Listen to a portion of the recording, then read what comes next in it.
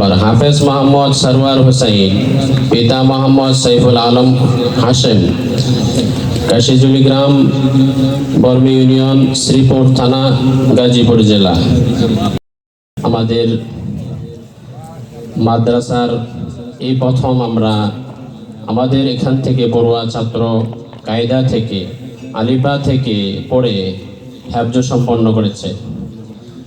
তো আপনাদের দোয়া এবং আপনাদের সহযোগিতায় মাদ্রাসা এ পর্যন্ত উন্নতি লাভ করেছে, যে মাদ্রাসা থেকে এবছর 6 জন ফারিগিন আমরা পেয়েছি।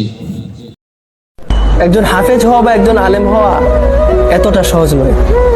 তার জন্য তার জীবনের সবচাইতে বড় বড় ত্যাগগুলো করতে হয়। তার মধ্যে সবচাইতে ছোট ত্যাগ কোনটা এটা জানেন?